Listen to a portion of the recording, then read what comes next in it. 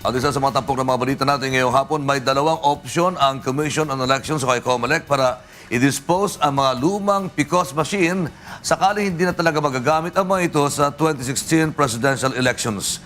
Ato po ibigay sa atin ang detalye sa ulat na yan.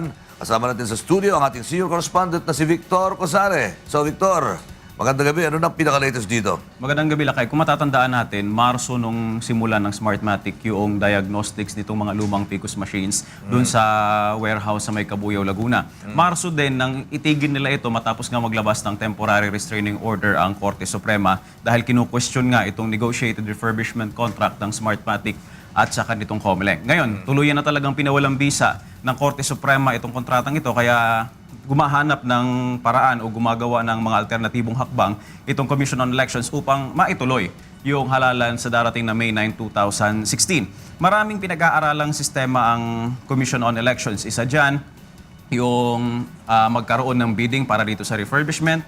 Meron din silang tinitingnan na i-adapt ang isang mixed system, mano-mano at saka automated, magkahalo. Meron din namang isa sa konsiderasyon din yung bumalik sa manual elections. Pero sakaling hindi naman talaga magagamit na itong mga lumang PCOS machines, 80,000 mahigit ito, meron ng plano ang COMELEC kung ano gagawin dito. Yun nga ang i-dispose itong mga lumang PCOS machines. Ito yung sinabi ni COMELEC spokesman James Jimenez. Nagkaroon tayo ng assessment committee at alam na natin yung value na makukuha natin, marirecover natin from the PCOS. Medyo mababa siya. And so, again, it's something that we hesitate to do. Pero kung kailangan na talagang mukhang hindi na magagamit, bakit hindi natin gagawin? Mahigit 7 billion pesos yung ginastos ng gobyerno para rentahan itong mga PCOS machines na ito para magamit siya noong 2010 presidential elections. Noong 2012 naman, binili natin ito sa Smartmatic sa halagang mahigit 1 bilyong piso para magamit naman noong 2013 midterm elections. Ngayon, sinabi nitong si COMELEC spokesman James Jimenez, meron silang dalawang opsyon kung paano i-dispose ito. It's either pira-pirasuhin o di kaya ibenta ng buo. Ito pa uli si James Jimenez. It could be scrapped. I think the technical term is scrapped, where you break it down and then you sell off the individual parts. That's one way of doing it. Again, hindi pa yun ang final na decision, but just one of the options. Another option, which some people find funny, is we sell it to some other country who wants to use it for their elections. We can also do that. Basta isang bagay lang kaya ang gustong ipunto ng COMELEC sa bagay na ito, hindi gagamitin yung mga lumang PCOS machines kung hindi ito dumaan sa refurbishment. Lakay. So paano ngayon yan? Kung hindi gagamitin na yung mga lumang PCOS machines, wala bang option na bumili ng mga bago? Sa ngayon, mayroong nasa proseso na binibid yung 23,000. Supposed to be, karagdagan yan dito sa existing na 80,000. Pero ang sinasabi nga ng COMELEC, kung sakasakaling ang hindi magagamit itong 80,000, ang gagamitin nila itong 23,000.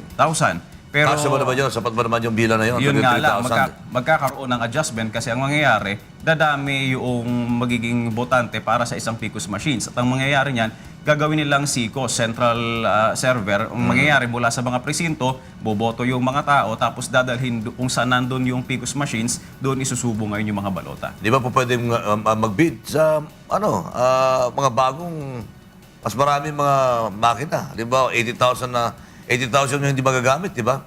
Dagdagan mo yung 20,000 na mga bago rin.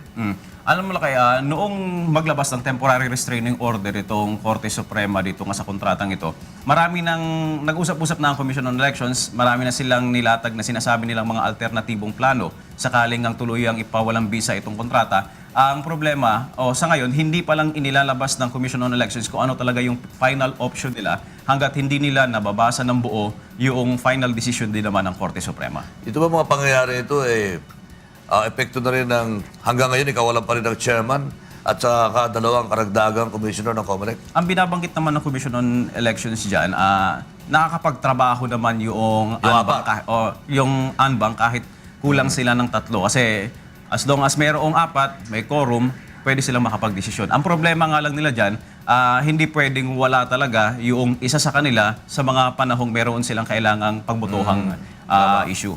Pero ang tiyak para sa ating mga kabayan, Victor, tuloy ang eleksyon. Yun, ang sinasabi ng COMELEC, tuloy ang May 9, 2016 elections. Maraming salamat sa kabuuan ng ulat na yan. Ating kasama si Victor Cosare.